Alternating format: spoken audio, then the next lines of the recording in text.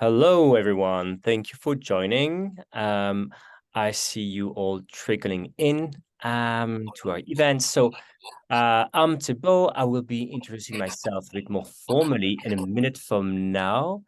Um, um, so I'm Thibault from Myrtle Scale Up. We'll be talking today about 2023, 2024. Daniela, can you put yourself on mute, please? And we'll talk about different trends. Sorry, we're just doing some housekeeping here. So we have three amazing speakers calling for three different places in the world, three great markets. They'll be sharing with you, how 2023 was for them, how 2024 is shaping up, and what they're doing to prepare for 2024, what they've done actually. And the last thing, we will be talking about events. What I mean by events, I mean, sometimes, in your market, you have recurring events. You know there's going to be a festival. You know there's going to be a sport tournament year after year. How do you prepare for that? What's your strategy in terms of pricing, lengths of stay? And how about these events that you don't know exist? How do you know that other events happen in your market? These kind of things. So that's what we'll be talking about. Yeah, that's it. So I think there's like only 50 of you in. I'll be starting with, I think I'll get like 3 slides just to introduce the speakers, and then they will themselves say who they are. Let me share my screen straight away while people are still coming in. Welcome, everyone. Let me do that. Up. And I'm very, very happy because we have really 3 amazing speakers. And, when we do an event like this, we prepare things, and we have 3 property managers joining in, plus somebody from PriceLabs sharing data about 2023, 2024, giving you a big picture. And we did some prep work about the event, and it was fantastic. It's just that the spirit of it. And I learned so much just listening to this. So I'm sure you're going to get a lot of value. And let's introduce formally who's speaking today. All right. As I said, we'll be talking today about 2023 in review. So property managers sharing their actual, year, how it was for them in Europe, in the US, what they're doing for 2024, how they're planning their year, and how they're detecting events. And we also have somebody from PriceLabs sharing data. So I'm Thibault, I'm the head of Rental Scale Up. It's a short-term rental media. We talk about everything in the industry, trends, what Airbnb is up to, what Vrbo is up to. That's what we do. And also, I happen to be the head of product marketing at PriceLabs. We have a free newsletter every week. Sign up. That's my pitch. That's it. All right. So as I said, we'll be talking about speakers who introduce themselves. We'll be talking about these different topics. And that's my last slide for the moment. So we'll have in this order, Daniela from Marbella, Heather from Utah, Stacy from 2 markets, Ohio and South Carolina, Fausto, missing an O in my slide. Sorry about that, Fausto, from PriceLabs. What I'm going to do is stop sharing, and each speakers will introduce themselves now.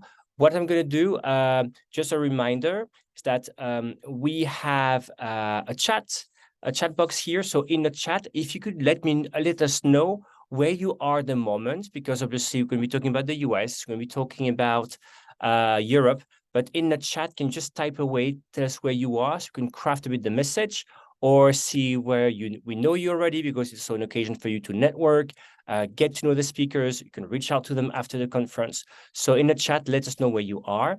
You can also use the Q&A function to ask us any question. I make sure to read the question as we speak and maybe ask them to the speakers. All right, that's my housekeeping.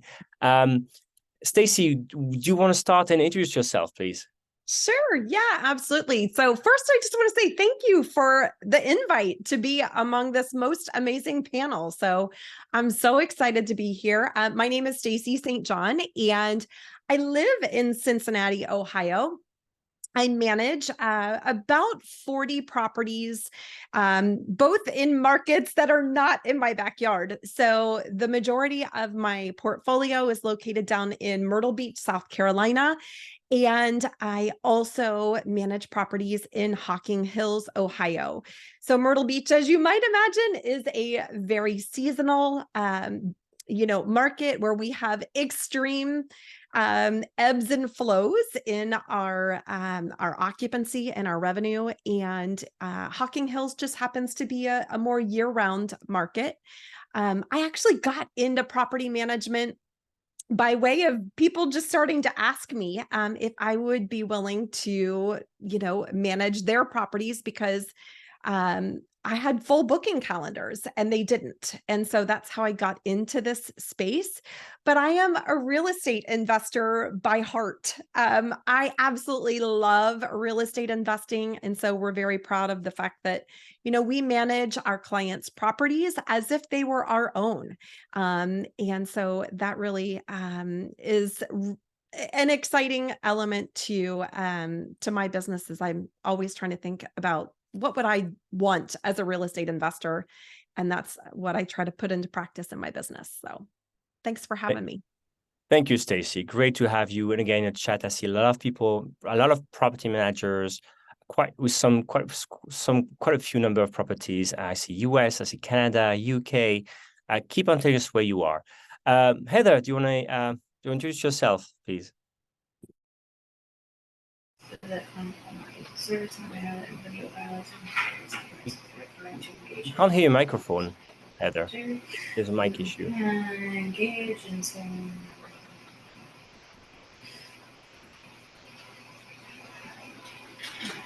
You know what? We'll have Daniela introduce herself while we try to fix your neighbor, your neighbors. Sure. Yeah. Finally, somebody that say from Spain. I was scrolling through all the attendees, and they're all from the US and a few from the UK. So nice to see somebody from Spain. So I'm Daniela. I live in Marbella, in the south of Spain on the Mediterranean. Together with my partner Vincenzo, we manage 90 apartments here on the beachfront. This one behind is my real view. The sun is setting on my back, so I am really in the best place in Europe at the moment. Our background is real estate and catering. So we kind of fell in holiday rentals in 2010, started with 15 units and grew up to the current 90. We specialize in, of course, being Marbella, it's a destination, so seasonal markets. But in the last 2 years, since the beginning of 2022, we've broken the seasonality, and we now have a season of 9.5 months. So basically, we work all year long. What else? We are a destination with a name per se, especially known in the luxury world, but we cater for the medium families. So we have normal apartment for normal people, mainly families all year long. And in winter, we also have digital nomad, because these balconies are amazing to work from. So yeah, that's me for now.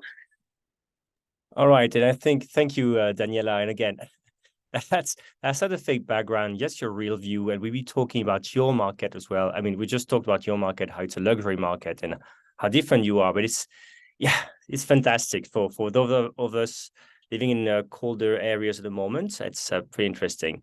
All right, so I want to have a quick word. So we also have Heather. She's probably trying to restart her computer to have her microphone working, and we all been on Zoom. We all understand that. So, and Heather Brown is an amazing property manager from Park City, Utah, which is also a destination market.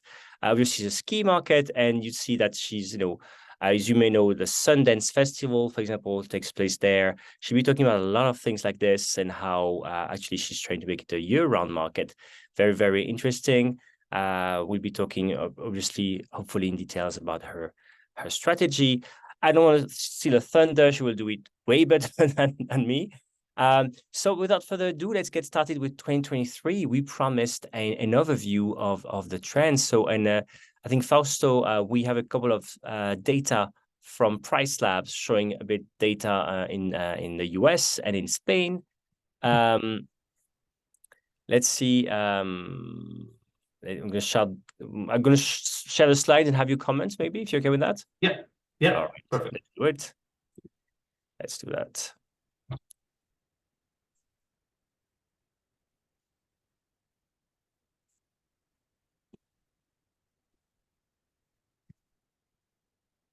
Sorry about that. Meanwhile, there was a pop-up from TripAdvisor took over my screen. It's classic travel industry issue. You work in the industry and you're like, is it really how we want to be marketing? All right, so.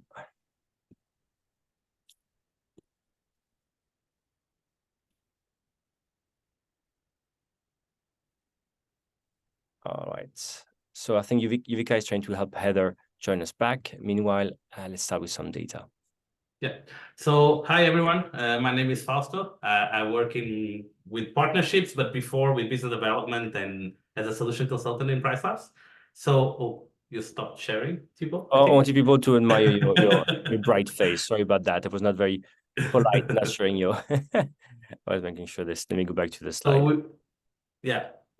So I will be well, Thibault is going to share, but I will be talking about some data from the US and Spain. It's just an overview.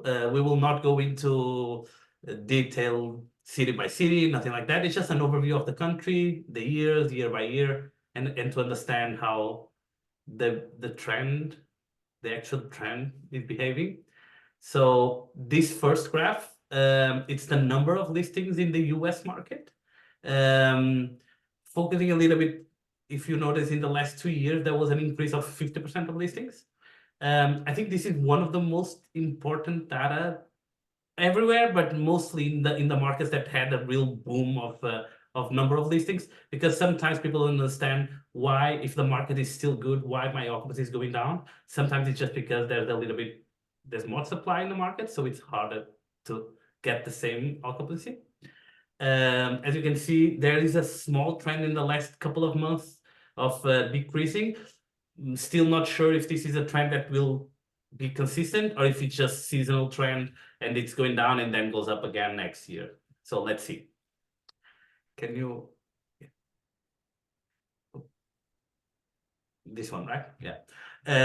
So here we can see a comparison of the occupancy in the US market. Let's focus on the last 3 years. Okay, I will not focus on 2020, but as you can see, first of all, you can see that the trend, it seems that the seasonal trend became a little bit more consistent of what it was, right? During COVID, the trends were kind of different. The behavior changed in a lot of markets. Now it seems that there is a little bit more of a seasonal trend as per prior COVID, but the occupancy is still lower than 2021.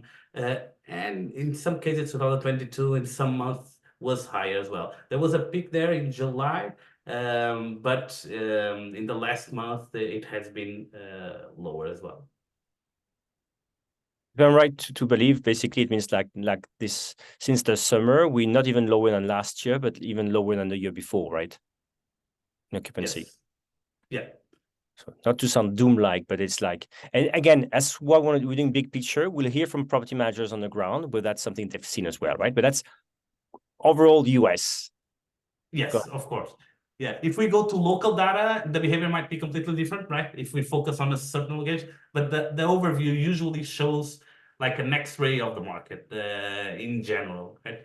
If we focus on August only, as you can see, the lowest occupancy of the last 3 years was 2023.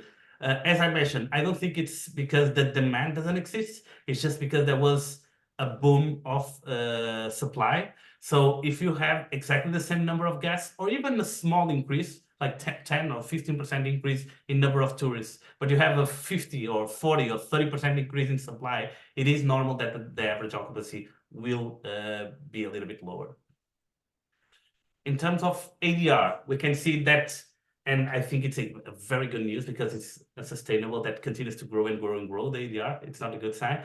At least we can see that it was a little bit stable. It was slightly higher than 2022, but these ADRs have stopped this dramatic increase that was happening. And I think this is our good news. It's not sustainable that ADR continues to grow 10, 15, or 30% every year.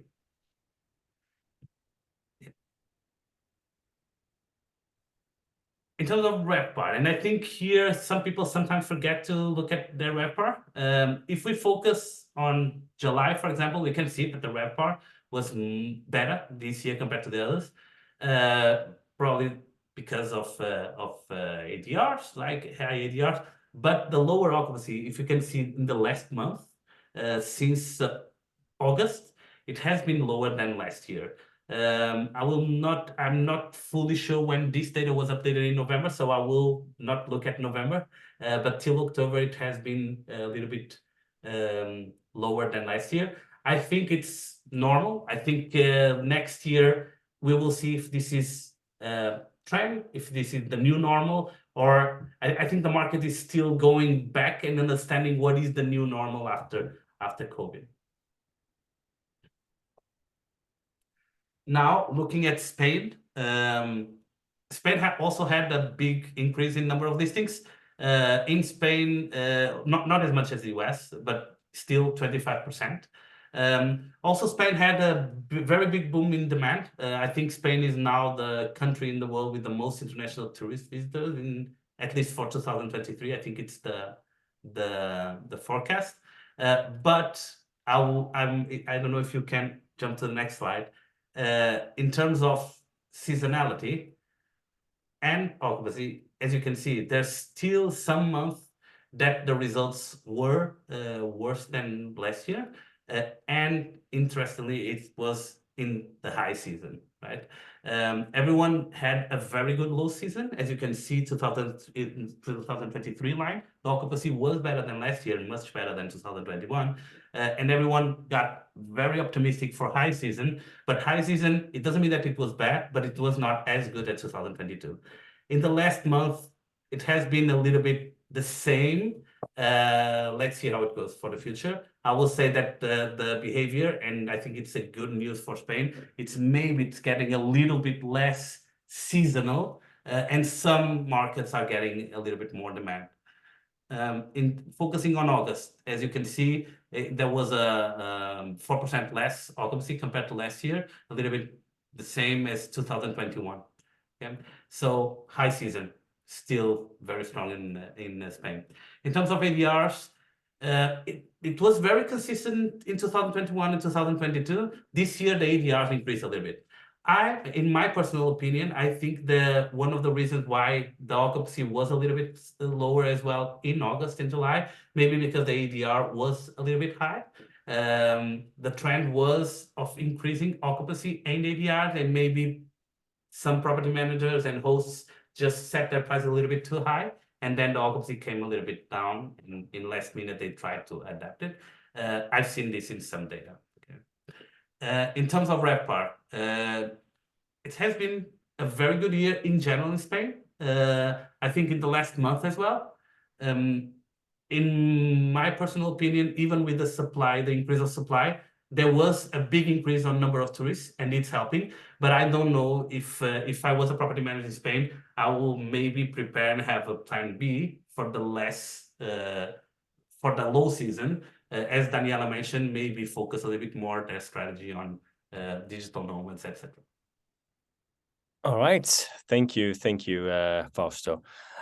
We started with the US. Stacy, how was 2023 for you? Well, 2023 was actually a year of tremendous growth in my business. I actually just started my property management business in 2022. And so in 2023, I was very fortunate in the fact that I was able to grow my portfolio by more than 60% and grow my revenue by 123%. So we had a very good year in 2023. I will share with you that, we have seen a shift in how people are traveling. And so we've been forced to make some updates for 2024. Compared to 2022, the average length of stay is very different this year in the Myrtle Beach market. And Heather and Daniela, I'm curious to see if you've been impacted like this in your markets as well. But average length of stay is quite different, especially during the shoulder and off seasons. And, Myrtle Beach is traditionally an area that pulls in snowbirds, people who are coming down to enjoy the beach for a couple of months at a time.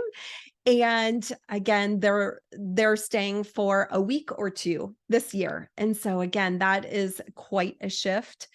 The other trend that we saw very significantly is a large uptick in more last minute bookings. So lead times shrunk quite a bit. And as we all know, when you get into folks booking last minute stays, our pricing, reflects, unfortunately, a lower rate a lot of times. And so again, we've been really trying to make up for that as far as the day-to-day operations of the business.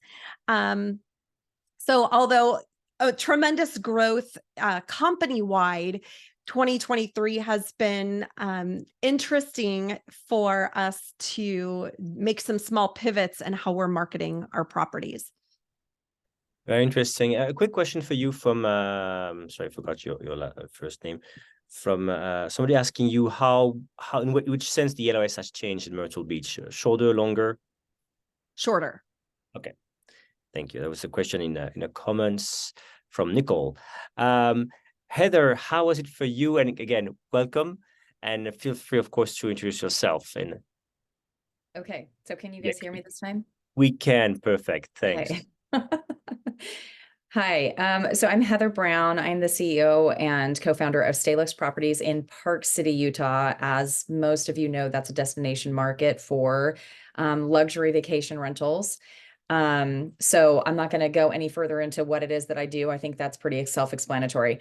So the important part is, what was 2023 like? So it was interesting listening to what Fausto had to share, because for me, having been in this industry for over 5 years now, I did not compare any of my KPIs to 2020, 2021, or 2022. That is not what I did. In fact, I had long conversations with my owners and talked several of them off ledges, because my comparisons were against 2019 or 2018. I had those numbers in place. I was able to look back and say, listen, this is what we're trying to outpace, is 2018 or 2019. Just completely forget about the golden years of vacation rentals and focus on what is real, because what almost everybody saw in the US was a return of normal seasonality. And so to Stacy's point, Park City is not really known for having anyone here during what we call our mud season and our shoulder season. So our peak season is our winter. Obviously, we're a ski destination. But then we go into what's called the mud season, which kind of is self-explanatory. The mountain turns to mud, nobody does anything. And so in that time frame, in a normal season, we're lucky if we get a single booking in the month of May and a single booking in the month of October. So in between there, we want it. And so in those previous years, the golden years of vacation rentals, we saw lots of bookings in May and October in those years. So I was, like I said, talking owners off ledges when they saw their May income statement or rental revenue and said, oh my gosh, what's happening? The normal is happening. That's absolutely normal. We're not going to be worried about this. So as far as booking windows, I think that's definitely a big part of what we saw as well. But again, this was something that I already saw coming in the beginning of 2022. None of this was a shock to me. None of this was a shock to my owners, really, other than the fact that they were uncomfortable with it, because I started heavily communicating what was coming in the beginning of 2022.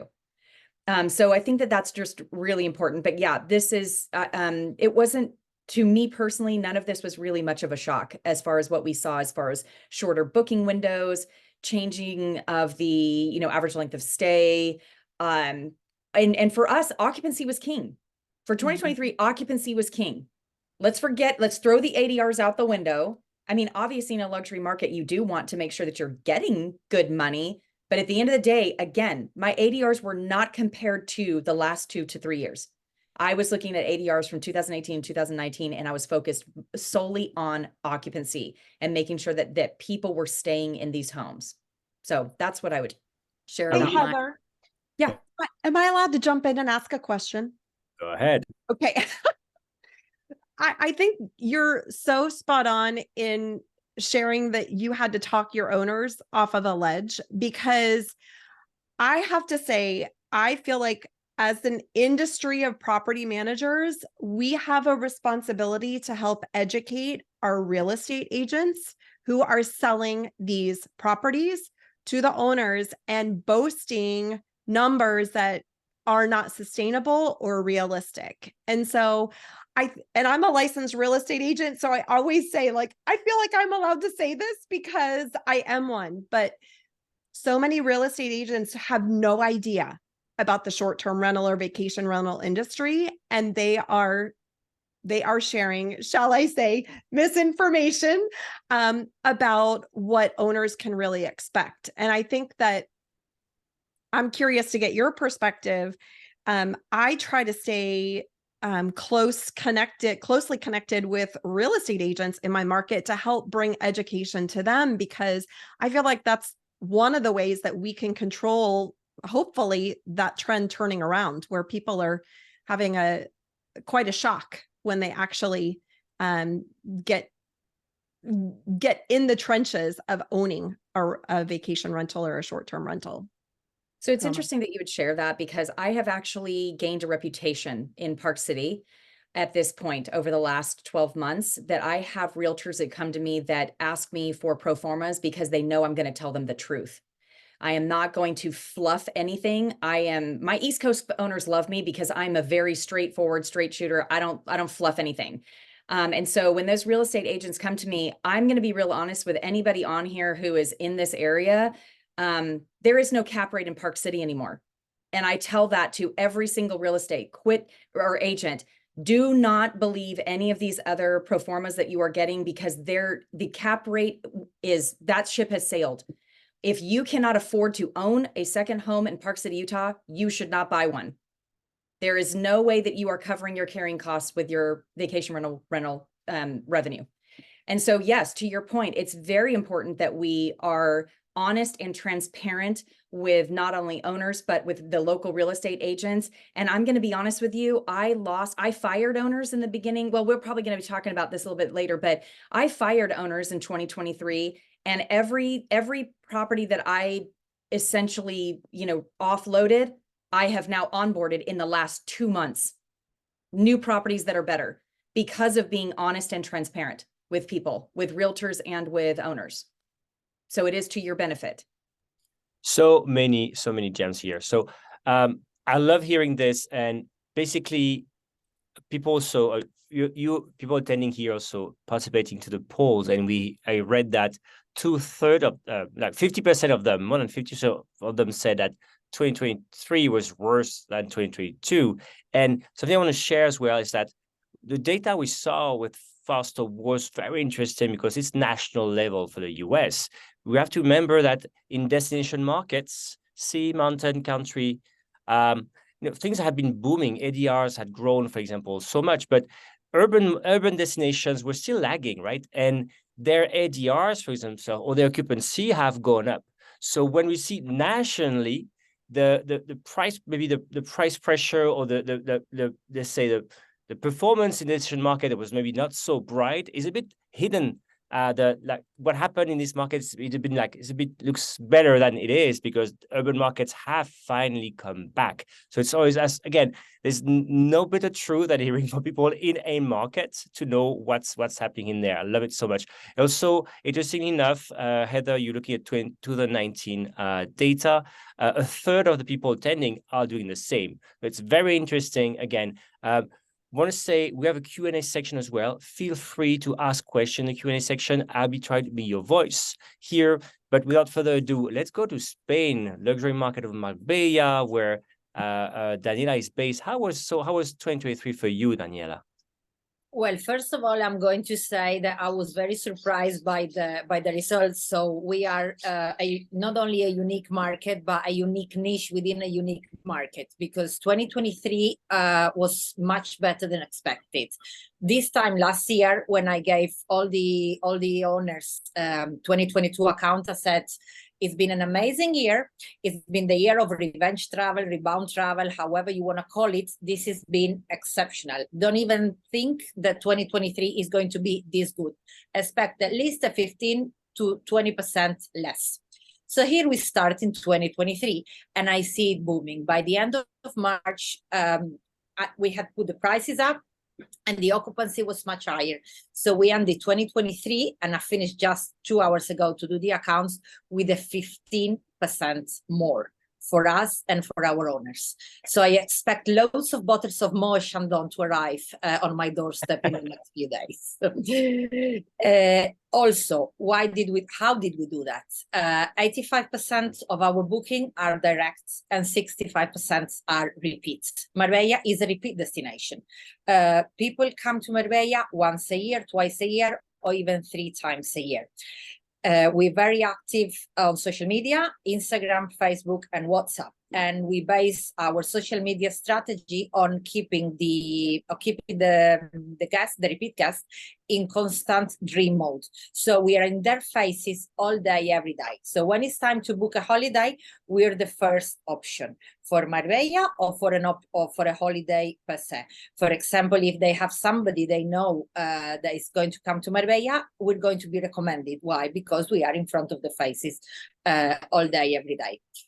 So this is something that has really helped us, both with the ADR, the occupancy, the increase in revenue, and also with the repeat booking percentage, which is extremely important. I saw in the poll today that 75% of you guys rely on Airbnb, which is good, but not great. So maybe you should all think about starting your direct booking strategy. And reach out if you want to know how to do it. So interesting. And I know for people who don't know, Daniela is amazing. And I know in Europe, WhatsApp is big, and she has such an amazing strategy on WhatsApp. Reach out to her because she's amazing. And I've been listening to you, but I've been watching you as well. The background is so beautiful. It's almost distracting, I must say. All right, let's talk about. We sell a lifestyle. So we live the dream. So people just want to come and experience for 1 week a year what they assume we do all day long, which they think we're sunbathing and eating out all day long, but not. We work really hard on these balconies. Love this. I don't know any successful property manager who doesn't work so hard. 2024, how is it going to look like? Again, I think we have like 4 slides. That's it. Just outlook of 5, maybe. Just perspective on US, perspective on Spain, and quickly we'll go back to again here on the ground. So let's see nationally, what does it look like? And then we'll hear from the property managers here, how they see the year and what they have set in place to basically adapt to the way they see this upcoming year. So as usual, I'll share my screen, and as usual, I'll probably be fumbling doing that, but bear with me. As you can tell, I use Google Meet on a daily basis, not Zoom, but that should not be an excuse. So let me do that. All right. You would think after years of COVID, I would be used to this, but not. All right.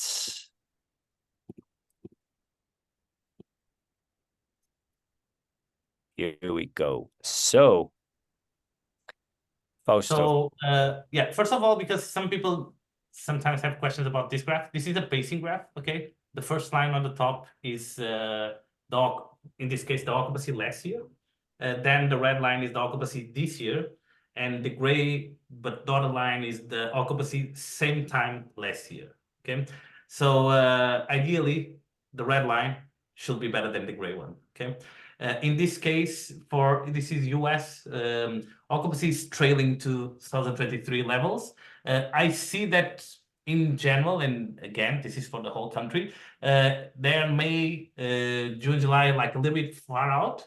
it's getting a little bit more bookings. The occupancy is slightly higher. I'm not sure how much, but maybe 1%, something like that, higher. So it's good. I think you had. I think you're coming back. Yes, I am.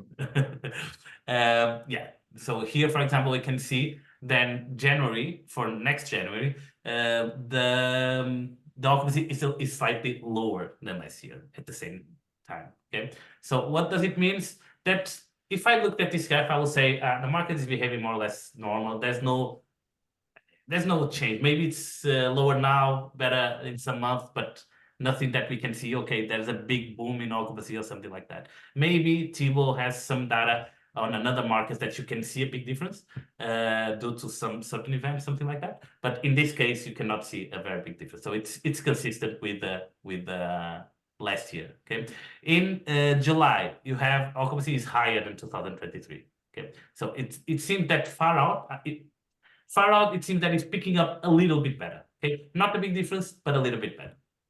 And we can see we're really far still, right? Because it's like Yeah. in the books, you guys, property managers in the US, have sold, let's say, about 5% of the market possible. So already in the books, it's like 4.92%. But actually, the final occupancy last year was close to was 59%, close to 60%. So there's a lot more to be selling. But again, as Fausto was saying, it's a bit better, but it's so early, right? But so far, doesn't seem like it's, Fausto, if I'm not wrong, it seems like it's a bit like last year, trend-wise, right? Overall. Yes. It might be a little bit better, but yeah, it depends. I think it depends on, without checking the analysis of the booking window or the average length of stay, we cannot get any like, okay, it's better or not. I think it's more or less like next year. Here in Spain, we can see some differences, right? For example, March, it's booking much faster than last year, and you can see a difference because if it's a 2% difference, for example, or more than 1% in 5 or 6, it's already a big difference. And for summer next year as well, there's a small difference in this case, but mainly March, it's a very interesting month. January was a little bit worse than last year. Okay, so as I mentioned.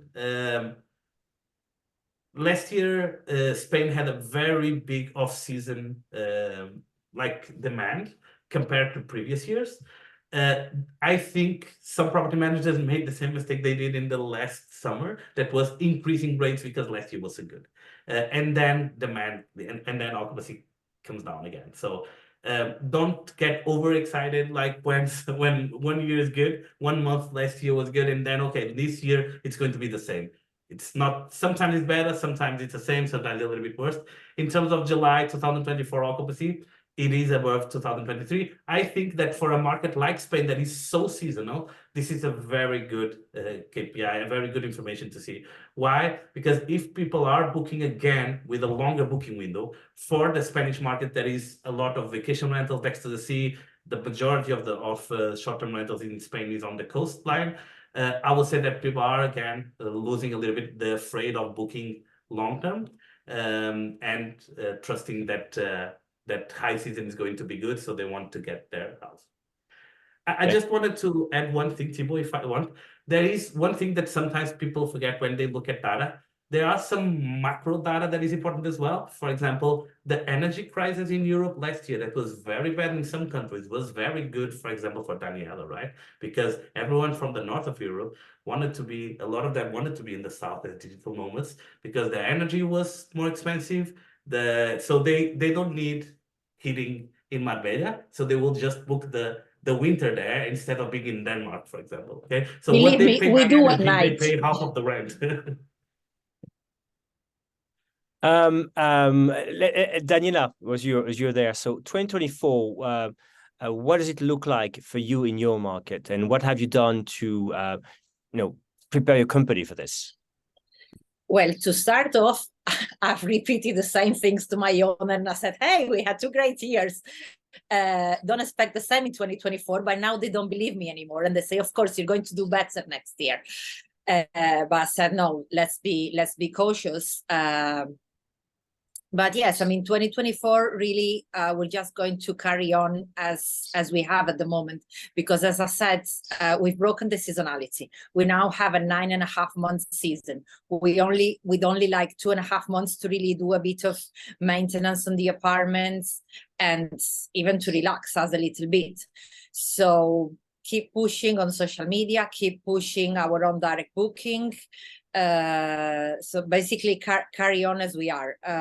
Personal goal to reach 100 properties with the right owners.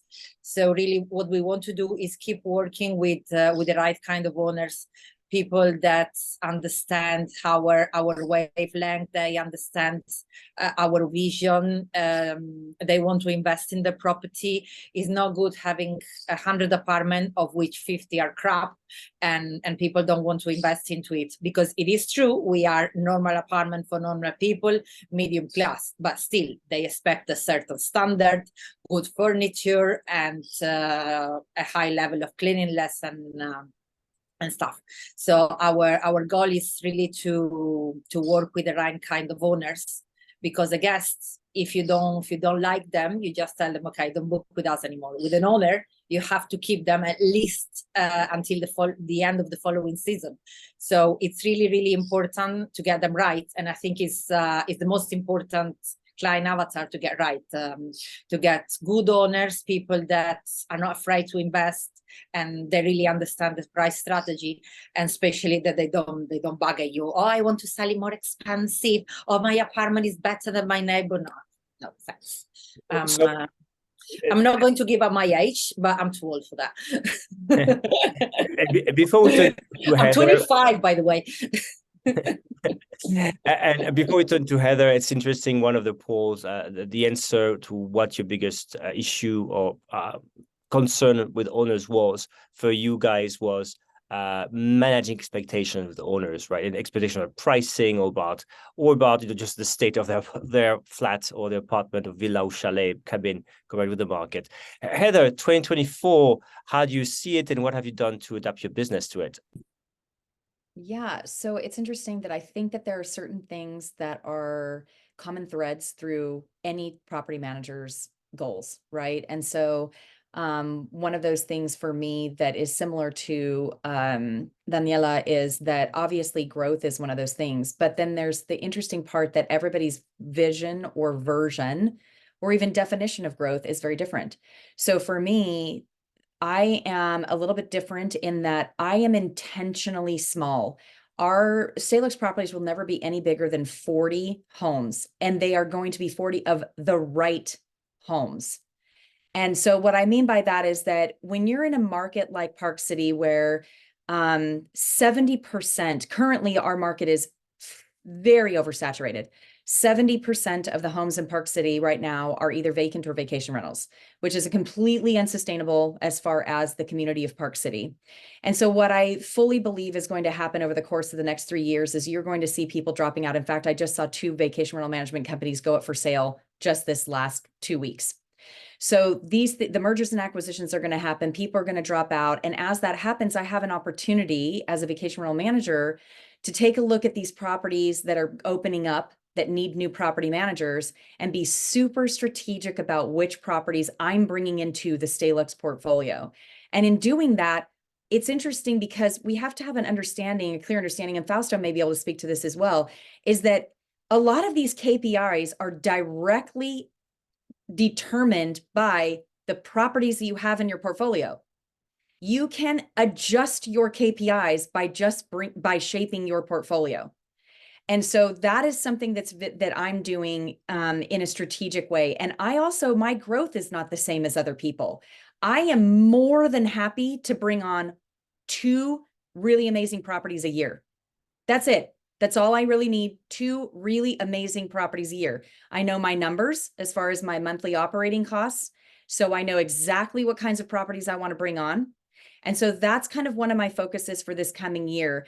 In addition, I think that for us, one of the biggest pieces for us moving forward in 2024 is having a clear understanding that people come to Park City, Utah to experience the mountain. The four walls of the home that we are offering them needs to be a luxury home. Sure, that's a given. We need to be offering all kinds of amenities and that sort of thing. But at the end of the day, we have made a choice, a strategic choice at this point, to offer more than the four walls of our homes. And what I mean by that is we're now adding in things like transportation, snowmobiling, ski rentals,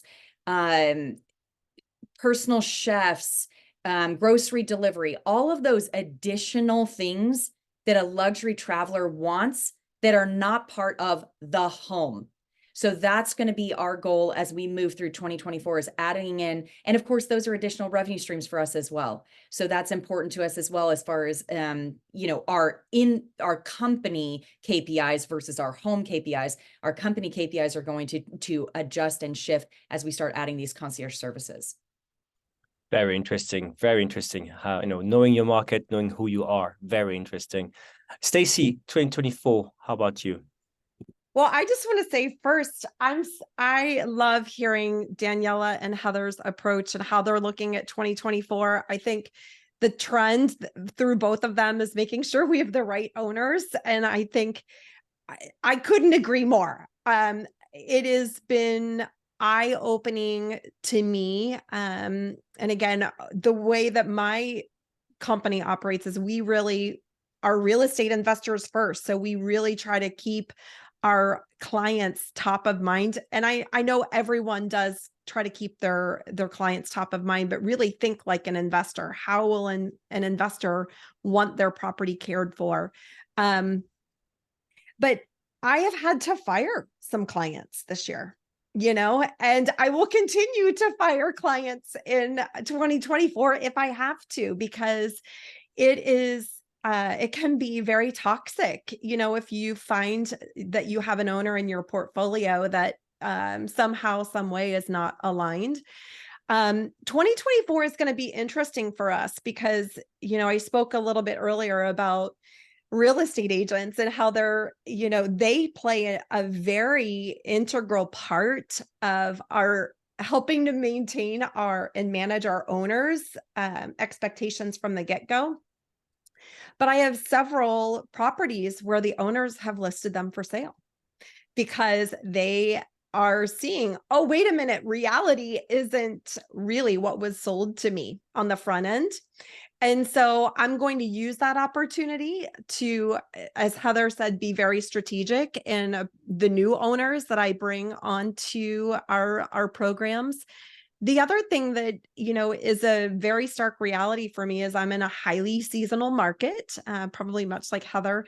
The beach doesn't turn to mud, but, there are definitely seasons for folks traveling to the beach. And so what we are doing is actually shifting into offering a hybrid solution where we will offer front end, I'll call it front of the house, co-hosting services. And our owners can be responsible for managing the maintenance of the property. And we will be offering that nationwide. And because of that, we're able to really even out our revenue as a company and have the gaps close between the high season and the low season and be more stable throughout every month from a revenue perspective. So very interesting again, and just like Heather, we heard exploring new revenue streams or trying to even out the revenues. Super interesting. We have 11 minutes left. Can I jump back in quickly? It's yes. Listening to both of them. I know we're women, we talk a lot. Having various revenue stream is extremely important. Relying on, you can talk, Thibault, you're allowed. Not only rely on your high season, 6 months, 4 months, work something out for the low season. For example, a month, 2 months, 3 months, rentals like medium length rentals, and are so different revenue stream. For example, we also do refurbishments and real estate services. So the real estate brokers, we're not the bad people. A lot of them are bad because they overprice, underdeliver, overpromise, and we all know that. But if you find a really good real estate agent, he or she can really give you the great advice for which property to buy for your business or for your guests or for your client avatar. And I'll shut up now. No worries. I want this to be lively, and you'll make it super lively. So I'm just sitting and relaxing. Love this. So we have 11 minutes left. So I've got 2 last slides. I'll be super short. I will present that. So it would just, because we're talking about events now. As I said, sometimes, we talk about 2024, there's some big events will happen, but sometimes there's events you don't know exist that do happen. So how do you cope with that? How do you know what's happening? Let me quickly through this. And I was in France 2 weeks ago. So you may have guessed I'm French. I was presenting at a conference called Scale Paris, and we were talking about 2024. And we're going to be talking about events now, right? And here's Paris. Here's the French market. Here's in the Paris market 2024. And end of July, August, you can see this big bump. Same thing that Fausto presented, right? Basically, it means in the books, in red, in the books, you have like 5 times more, let's say, nights, I would say, sold. Let's say, all things considered, there's 5 times more occupancy at least than the same time last year. We looked at this. So what's happening? It's the Paris Olympics. The Summer Olympics are in Paris next year. Not surprisingly, after this, if I was cutting slice in the data, you would see you have a lot of stays. Usually in Paris, they're like 3-4 nights. A lot of these stays are 1 week, 2 weeks. Some people staying a month, and people who stay a month, they stay before the start of the event because maybe they're family and they come before to help with the training, support people who are their families who are there. So it's very interesting. Look at the data. But there's another bump out there in May. I know the speakers know what this is. I didn't know what it was, and I looked what it was. And it's the same explanation every time anybody presents data these days. Same explanation. Guess what it is? Maybe in the comments, guess what's happening in May in France on the 9th, 10, 11, and 12, I think. I'll let you type, guessing, and I will give the answer straight away.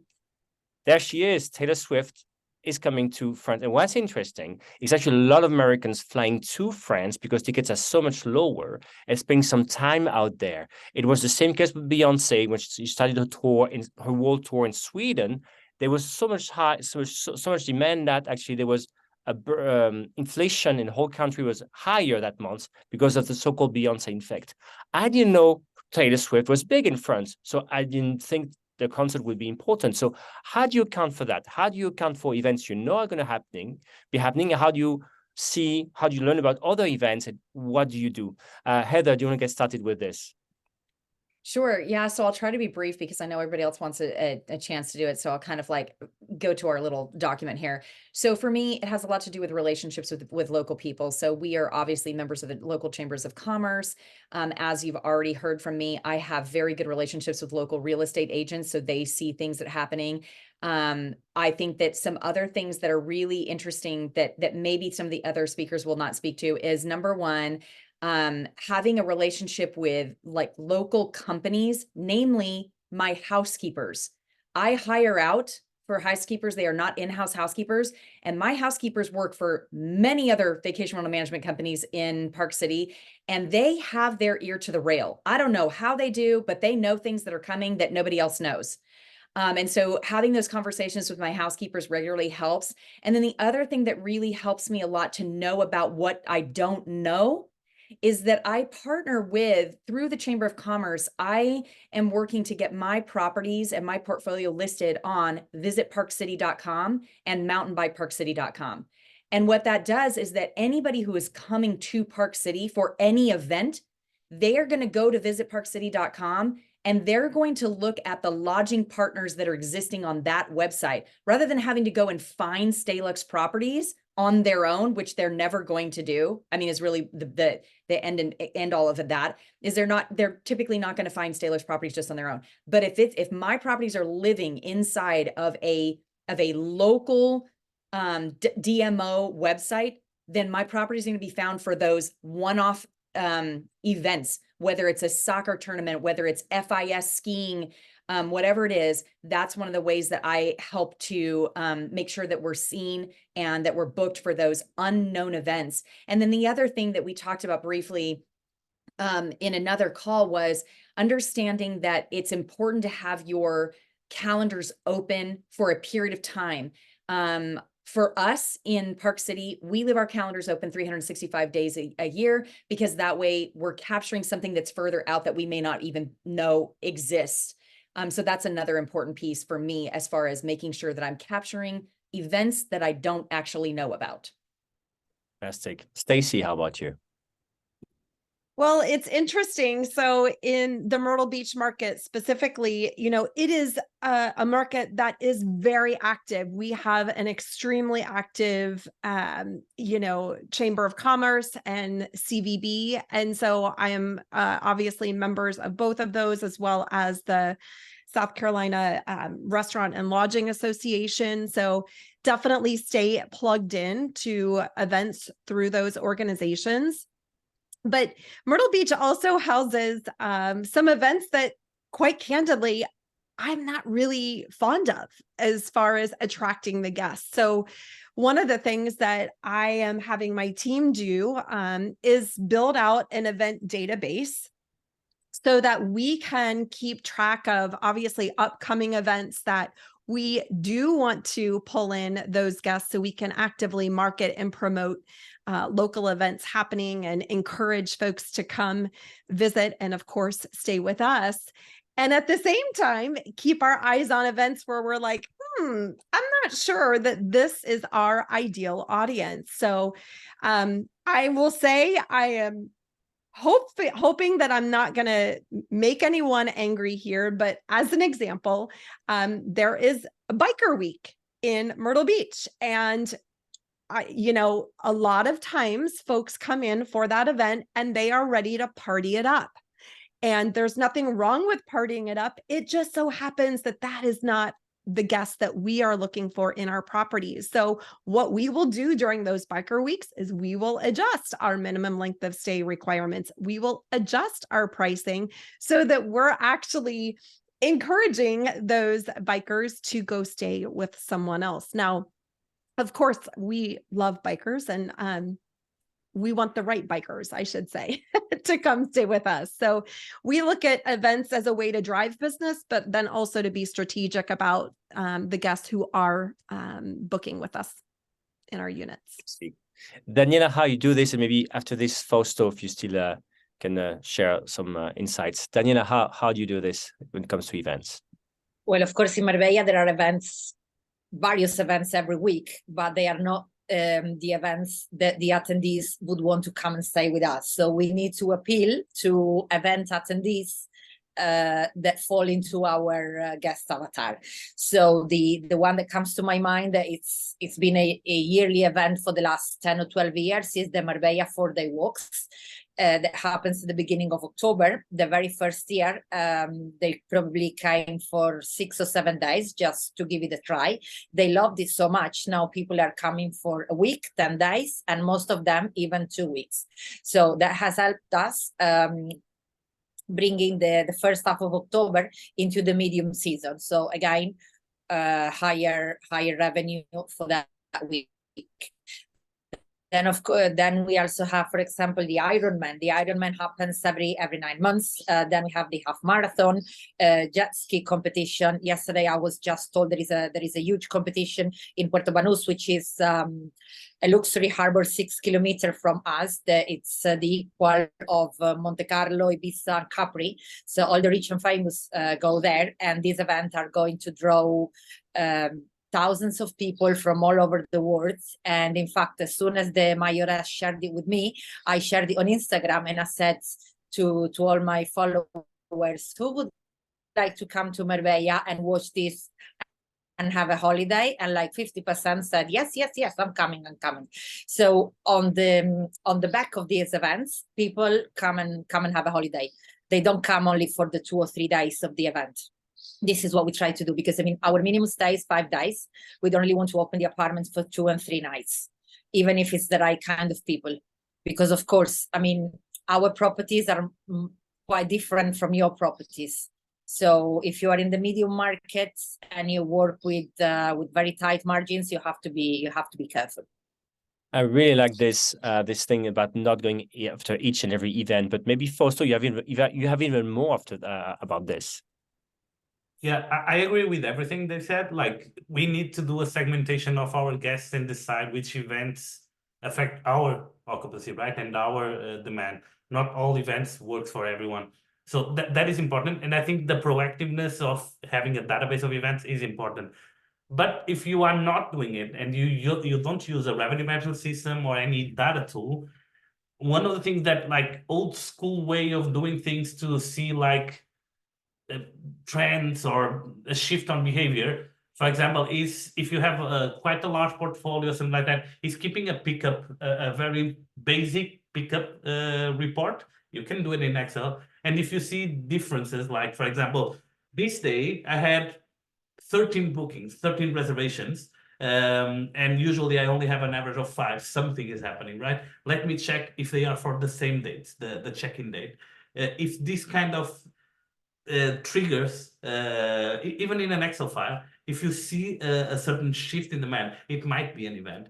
Before all these market data tools, this was how hotels, for example, do it. They just had a daily pickup report and say something is odd. Something is odd because I have too many check-ins in this day and I'm booking too many reservations last Wednesday, for example. Something is happening. They didn't know what, but they know something is happening. So it's a very simple way. And I went more to the technical side because I think everything else was covered. But on the technical side, if someone doesn't use the tool, I think it's a good behavior having a pickup report to understand when am I getting bookings. So Thibault, I'd wonder if I can just bump in here for just a second. So in response to Stacy and her cute story about the bikers, obviously there were a few people in the chat that had made comments about, well, we've hosted bikers before and they're perfectly fine. So one of the things that I would just add to this is that vetting is really a huge part of what it is that we do as vacation rental managers, right? Because to be fair, most people know that Park City is known for the Sundance Film Festival, where people come from all over the world to visit and see the films, these new films that are being produced for Sundance. It's one of the largest film festivals in the world. And to be fair, yeah, people come and they're going to have parties because they're celebrating their film debut or whatever it is. But I'm going to tell you what, I'm not leaving money on the table because I don't want Sundance Film Festival people in there. I am just going to make sure that my team is very, very educated on what it means to vet guests. And there are very key components to learning how to vet a guest properly, as well as just having really solid rental policies in place that cover you, as well as having damage waivers in place and having somebody like Super Hog on your in the background that's going to cover $5 million worth of damage to your property, all of those kinds of things. And so, yeah, I mean, I think that I love that Stacy has shaped her business that way. But for those of you who are just kind of like, well, wait a minute, aren't there nice bikers out there? Yes, there's nice bikers out there. And I think Stacy mentioned that. See, I totally knew I was going to tick people off. That's the bad thing. It's not that I don't want bikers. We want bikers who aren't going to party and trash the place. So we just tick our prices up and we increase the length of stay requirement to 4 days instead of 2 days. Yes. So that we get the right people who are going to be our ideal audience. Again, I'm so sorry. Yes. If you are a biker or you rent to bikers, more power. I love it. I just want to get the right bikers in my. And I think you're right. I think you're right. And that's one of the things I was going to share as well, is when you're talking about event pricing and understanding big events, understand that you don't want to be giving these high value dates away. Don't leave your 2 or 3 night length of stay in place for those nights. And probably and you may want to play last man standing on these as well. Somebody had asked about that as far as losing revenue. I think that was one of the questions that they were saying, well, what do we do about losing revenue on these high demand or high value dates that are for events? And I think it's important to maybe play, if you feel like you're going to lose out money, play last man standing, hold your rates a little higher for a little longer, because we do see booking windows shrinking at this point. So hold those dates a little bit longer, make sure your length of stay is correct. I'm never going to give away Sundance dates for less than 4 nights. I'm not going to book Sundance for 2 Right. nights and have the rest of Sundance sitting there empty. That's craziness. So just understand what it looks like to market events appropriately as well. And yeah, and then just do that type of, the vetting with using calibrated questions to guests so that you are getting, clarifying and calibrated questions make a big difference when you're talking about hosting those types of guests as well. But yeah, to Stacy's point, get those length of stays up, maybe hold out a little bit longer on your higher prices. And then if you need to, one of my answers back to that message was, if you need to adjust your cancellation policies for those event dates, then, do that. Make sure that you adjust it accordingly. But think about even offering trip insurance, because if somebody, cancels at the last minute for whatever reason, at least you're still covered. They get their money back, you get your money. So yeah, those are some options. And to close on that, and first, what a great panel. And as I said, there's let me close on that and saying, like, we saw data with the Paris Olympics. And as I said, right, I sliced and that's the data, right? A lot of the stays are for 1 week, 2 weeks, 3 weeks. So if you've just opened in Paris for 2 nights, 1 night, you can get people for their opening ceremony and they would be gone, but you will miss out on these people who wanted to stay at your place for 1 or 2 weeks, but you let somebody else book for 2 nights, didn't you? So again, as we said, last man standing, last woman standing, why not? Could be a strategy. Of course, still look at data, how things are going. You can still make things evolve, right? That's where looking at data is very important. Booking windows to see when you have to shift strategies. Thank you so much, everyone. So thank you, Yuvika, as well, who's making this happen. Yuvika already posted in the comments how to reach out to each and every speaker here, but I would love each of you to actually tell everyone attending. We still have more than 70 people attending. Thank you.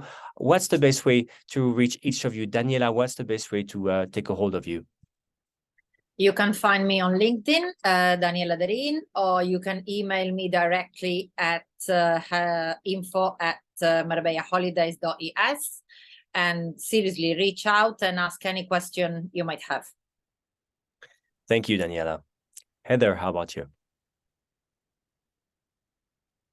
I forgot that I muted myself. Sorry. Yeah, you can reach out to me on LinkedIn. I believe it's Heather Brown. I think it's Heather Brown. I'll be honest with you. I don't even know all my handles. And then if you want to just email me directly, it's just heather@stayluxe.properties. There is no .com. We have one of those weird domains. We didn't want to pay $5,000 for StayLuxe.com. So it is StayLuxe.properties. So, and that's just STAYLUXE properties plural.